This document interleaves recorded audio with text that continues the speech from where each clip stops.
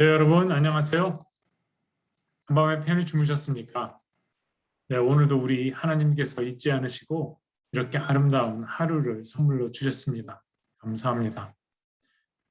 말씀과 기도로 10월 7일 목요일 하루를 시작합니다. 묵도하심으로 하나님 말씀 앞으로 나아가도록 하겠습니다. 함께 묵도하시겠습니다.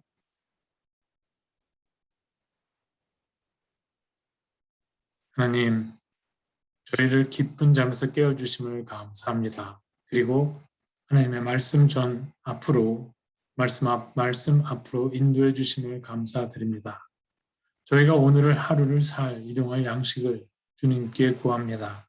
주님, 일용할 양식을 허락하여 주시옵소서. 듣겠나이다. 말씀하옵소서. 묵상을 인도하는 이 사람의 입술의 말과 주님의 자녀들의 묵상이 주님께 연락되기를 원하오며 예수 그리스도의 이름으로 기도드립니다. 아멘. 네. 다 함께 부를 찬송은 찬송가 380장 나의 생명 되신 주입니다. 통일 찬송가는 424장입니다.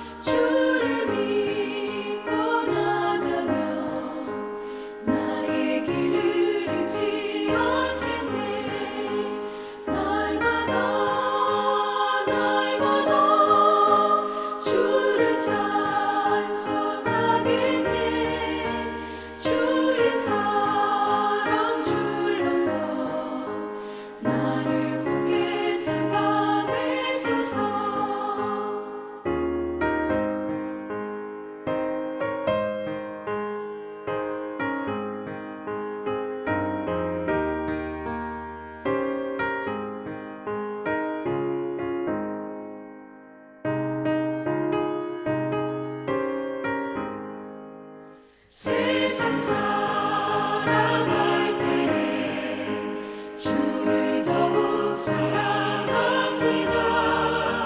밝고 빛난 천국에 나의 영혼 들어가겠네. 날마다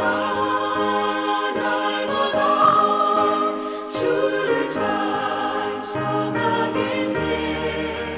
주의 사랑 줄로서 나를 굳게 잡아 매소서.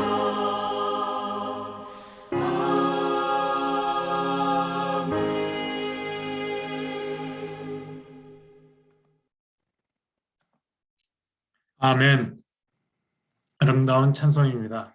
여러분, 이 찬송 다 좋아하시죠? 저도 무척 좋아하는 찬송입니다. 네. 주의 사랑 줄로서 나를 굳게 매소서. 아멘. 감사합니다. 네, 우리 오늘 하나님께서 저에게 주시는 말씀은요. 욥기 4장 1절에서 11절의 말씀입니다. 욥기 4장 1절에서 11절의 말씀입니다. 함께 스크린 보시면서 함께 봉독하도록 하겠습니다. 1절 시작합니다. 대만 사람 엘리바스가 대답하여 이르되 누가 네게 말하면 내가 실증을 내겠느냐? 누가 참고 말하지 아니하겠느냐? 보라, 전에 내가 여러 사람을 훈계하였고 수원이 늘어진 자를 강하게 하였고 넘어진 자를 말로 붙들어 주었고 무릎이 약한 자를 강하게 하였거늘 이제 이 일이 내게 이름에 네가 힘들어하고 이 일이 내게 닥침에 네가 놀라는구나. 내 경외함이 내 자랑이 아니냐? 내 소망이 내 온전한 길이 아니냐? 생각하여 보라. 죄 없이 망한 자가 누구인가? 정직한 자의 끊어짐이 어디 있는가? 내가 보건대 악을 밭갈고 독을 뿌리는 자는 그대로 거두나니 다 하나님의 입기운에 멸망하고 그의 콧김에 사라지느니라. 사자의 우는 소리와 젊은 사자의 소리가 그치고 어린 사자의 이가 부러지며 사자는 사냥한 것이 없어 죽어가고 암사자의 새끼는 흩어지느니라. 아멘. 하나님의 말씀입니다. 오늘 묵상의 제목은요. 그대로 거두나니입니다. 그 엘리바스가 8절에 한 말이지요. 욥의 세 친구들은 가운데 이 엘리바스의 말에 무게가 있습니다. 그의 말에 인생의 경륜이 배어 있습니다. 여러분, 지금 욥은 어떤 상황에 처해 있습니까? 이 극한 고통을 경험하고 있는 욥에게 엘리바스는 지금 어떤 충고를 하고 있나요? 제가 한번 평이한 말로 쉽게 바꿔보겠습니다. 여보게 욥, 어찌 자네가 낙심하여 하나님을 원망하는가? 가만히 있으려는데 한마디만 하겠네. 자네는 믿음이 좋은 사람이 아닌가? 친구들이 힘든 일로 믿음이 흔들릴 때 격려해주고 신앙을 붙들어 주었잖아. 그런데 정작 자네가 이런 고난을 당하게 되다니. 다른 사람은 몰라도 하나님을 경외하며 믿음 좋은 자네는 하나님을 원망할 수 없네. 그럴 수는 없지 않은가? 생각해 보게. 죄 없는 사람이 망하는 일이 있던가? 난 여태껏 살면서 정직하고 선하게 사는 사람이 잘못된 걸 본 적이 없어. 고난 당하는 건 다 그만한 죄가 있기 때문이야. 죄값을 치른다는 거지. 그래서 고난을 당한다고 하는 거고 다 뿌린 대로 거두는 것이 아닌가 말일세. 사악한 사람들이 위세를 떨며 잘 나가는 것처럼 보이지? 아니야. 결국에 죄인은 쫄딱 망하게 될 운명이란 말이지. 왜냐하면 모두 하나님께서 다스리고 계시기 때문일세. 자, 여러분, 엘리바스의 이런 말이 어떻게 들리십니까? 엘리바스가 맞는 말을 하고 있다고 생각하지 않으시는지요? 엘리바스는 고난은 하나님께서 내리시는 죄에 대한 벌이다라는 인과응보의 믿음이 확고한 사람이었습니다. 권산징악으로 하나님께서 세상을 다스리신다는 이 믿음이 투철했어요. 콩 심은 데 콩 나고 팥 심은 데 팥 납니다. 떼지도 않은 굴뚝에 연기 날 리가 없지요. 열심히 땀 흘리고 열심히 노력하면 성공합니다. 반드시. 하늘은 나쁜 사람을 벌하고 착한 사람에게 상을 줍니다. 그렇죠? 우리가 잘 아는 콩쥐와 팥쥐 이야기, 홍부와 놀부 이야기, 또 신데렐라의 이야기가 이런 인과응보의 세상 이치를 아주 잘 설명해 주지요. 여러분, 그런데 여러분 자신은 어떻게 이 세상이 어떤 이치로 돌아간다고 생각하고 계십니까? 저는 아주 어릴 적에 개미 있지 않습니까? 땅을 기어다니는 개미. 이 개미를 갖고 놀기를 좋아했습니다. 개미가 가는 길에 흙으로 산을 만들어서 가는 길을 막기도 하고 구덩이를 파고 물을 채워서 큰 호수를 만들어서 또 개미의 가는 길을 막아보았습니다. 개미가 어떻게 하나 관찰을 했죠. 개미는요, 이런 천재지변 같은 일이 생겨도 돌아가거나 아니면 가던 길을 그냥 가거나 하면서 그냥 가더랍니다. 그런데요, 인간은 사람들이 살아가는 모습을 가만히 살펴보면은요, 개미 같지 않더랍니다. 인간은 살면서 경험하는 일들을 그러면 그런가 보다 여기지 않고 설명하려 하고 해석하려고 듭니다. 인간이 개미와 다르기 때문이죠. 성경을 펴면 가장 처음에 나오는 책이 창세기라는 책이 있습니다. 이 책에 조물주께서 세상을 창조하신 이야기가 나오는데요. 여길 보면은 창조주 하나님께서 흙먼지를 빚어서 사람을 만드실 때 하나님의 숨결을 그 안에 후 하고 불어 넣으셨다고 합니다. 흙으로 빚어진 인간의 몸은 하나님의 숨결, 이 히브리어로는 루하라고 하는데요. 이 루하를 담는 질글이었던 겁니다. 그래서 사람이 죽으면 몸은 원래 흙이었으니까 흙으로 돌아가고 그 안에 담겨있던 이 하나님의 숨결을 루하는 본래 고향인 창조주 하나님께 돌아갑니다. 그러면 왜 하나님은 인간의 몸속에 당신의 숨결을 불어 넣으셨을까요? 하나님은 사람을 만드실 때 어떤 목적을 갖고 계셨기 때문이죠. 당신의 창조 사역을 담당케 하시려고 그랬던 겁니다. 그래서 하나님의 숨결을 하고 불어넣으셔서 하나님의 생명, 그 히브리어로 네페시 하야가 되게 하셨고, 그 결과 인간은 사고하고 판단하고 결정해서 의지 있게 행동하는, 그리고 기억하는 신의 성품을 갖게 된 것이었습니다. 이런 인간이 세상이 돌아가는 이치를 설명하고 해석하려는 노력으로 만들어낸 것이 바로 인과응보입니다.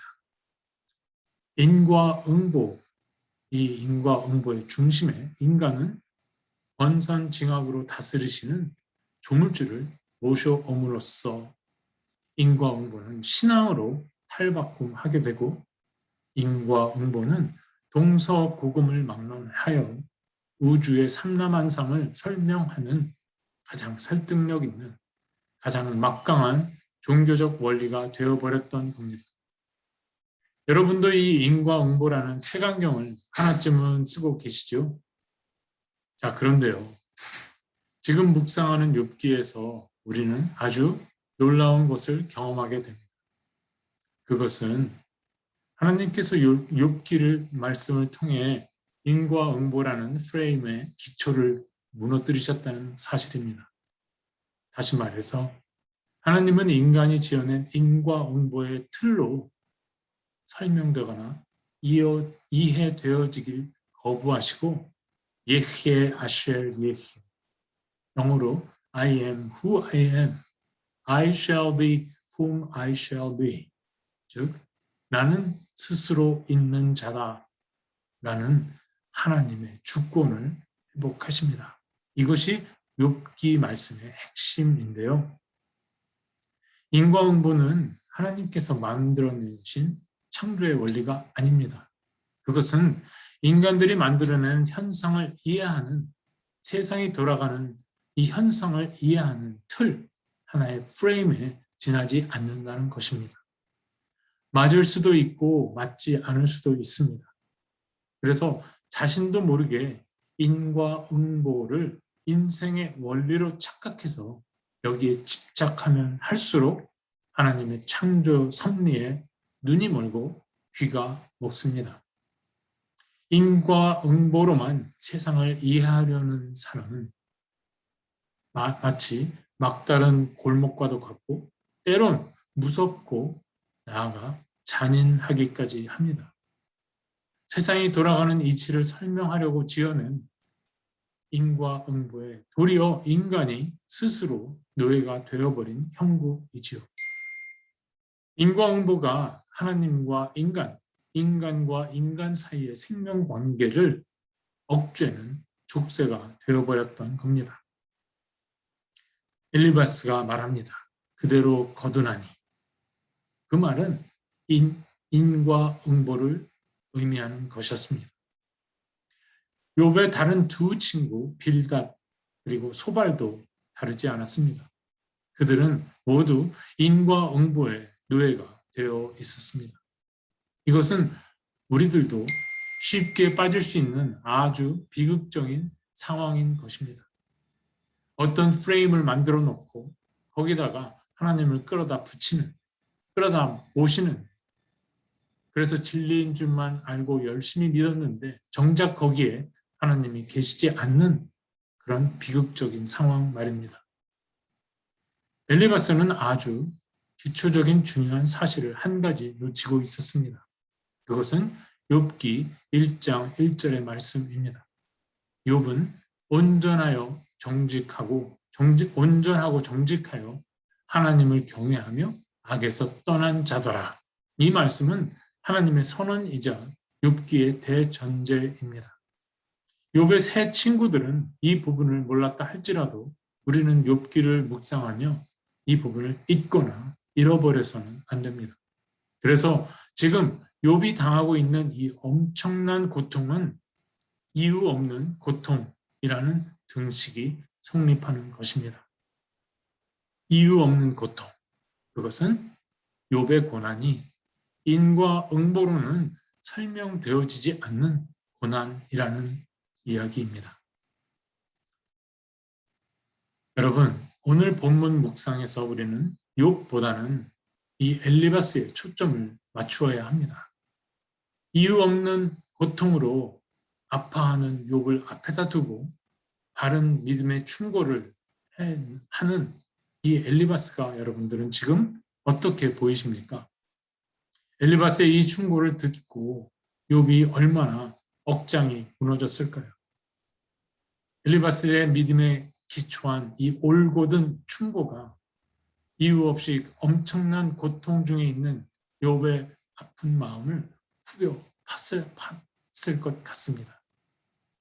여러분, 이 세상에는 이유 없는 고통을 당하시는 분들이 계실까요? 안 계실까요? 많을까요? 적을까요? 아주 많이 계시답니다.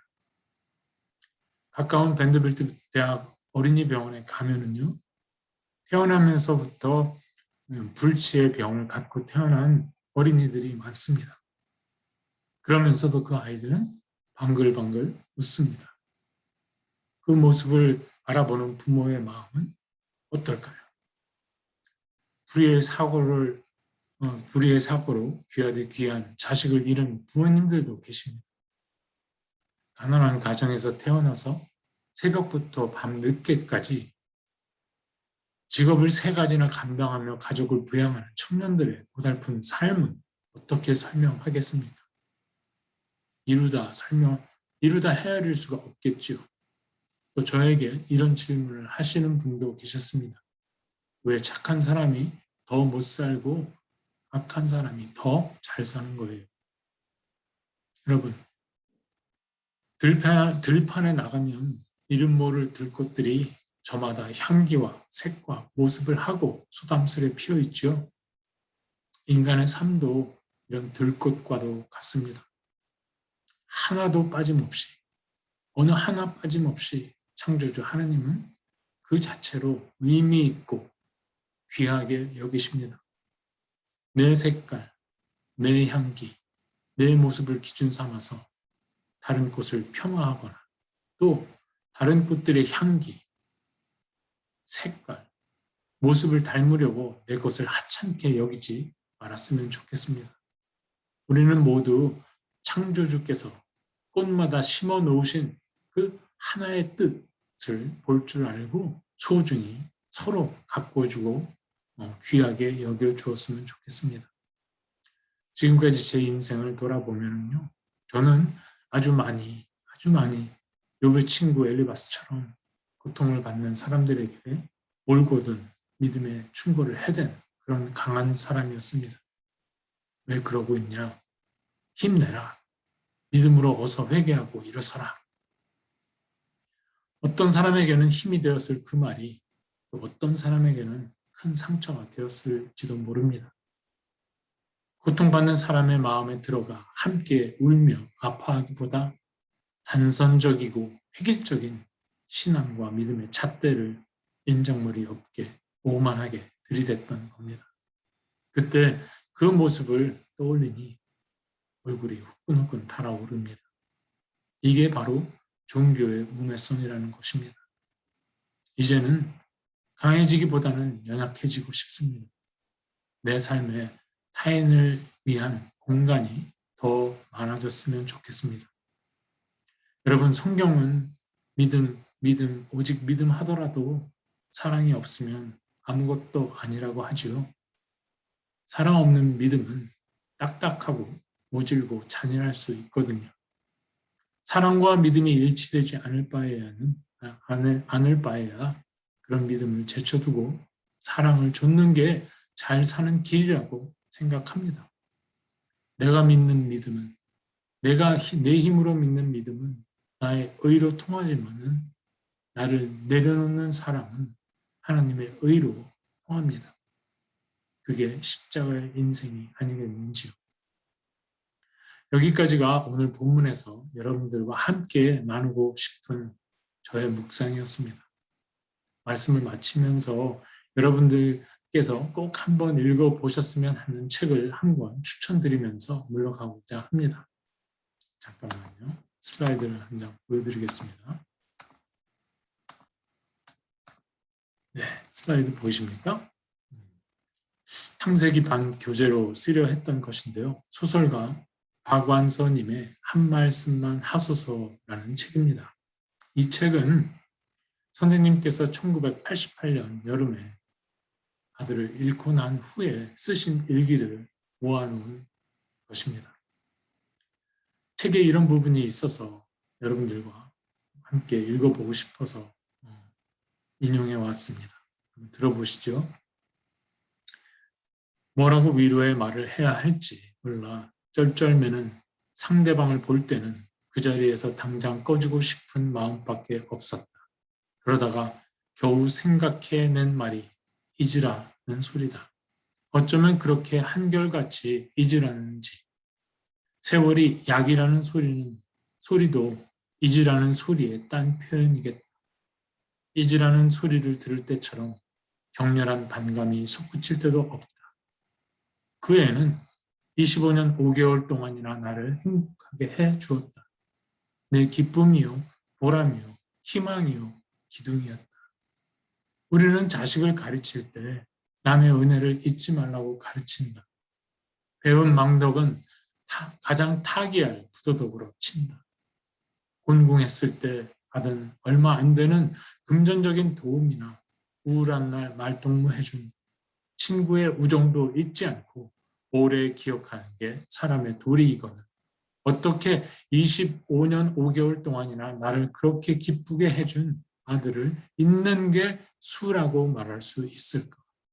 나에게 하루하루 목숨을 부지해야 하는 까닭이 남아있다면 그 애를 기억하며 그 애가 이 세상에 없다는 사실로 인하여 고통받는 일뿐이거늘.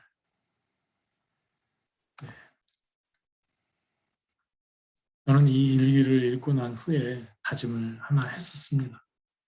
고통 중에 계신 분들에게 그 어떤 말로 위로하려 들지 말자. 그저 곁에서 잠잠히 함께 슬퍼하고 울자. 여러분, 십자가를 지고 가는 순례의 인생은 어쩌면 지극히 단순한 것인지도 모르겠습니다. 함께 기뻐하며 웃고 함께 슬퍼하며 울고. 기도하겠습니다. 주님, 내가 믿는 믿음을 아픔을 당한 이웃의 연약한 마음에 들이대는 오만함이 저의 삶에 없게 하소서. 겨자씨와 같이 작고 솜털같이 가벼운 나의 지식으로 이웃의 삶을 이해하고 설명하려 드는 우매함을 없게 하소서. 기대어도 말없는 나무처럼 슬퍼하는 주인에게 다가가 안기는 저 강아지처럼 나그네의 지친 발걸음을 반기는 길가의 이름 없는 코스모스처럼, 그리고 낭망한 베드로에게 이른 아침 찾아오셔서 말없이 아침밥을 해 먹여주신 예수님처럼 그렇게 열린 마음, 고운 마음, 겸손한 마음으로 오늘 하루를 살게 하소서. 하늘에 계신 우리 아버지여, 이름이 거룩히 여김을 받으시오며 나라의 임하옵시며 뜻이 하늘에서 이루어진 것 같이 땅에서도 이루어지이다. 오늘날 우리에게 일용할 양식을 주옵시고 우리가 우리에게 죄 지은 자를 사하여 준 것 같이 우리 죄를 사하여 주옵시고 우리를 시험에 들게 하지 마옵시고 다만 악에서 구하옵소서. 내게 나라와 권세와 영광이 아버지께 영원히 있사옵나이다. 아멘. 네, 여러분 함께해 주신 성도님들께 감사드립니다. 각자 기도하시겠습니다.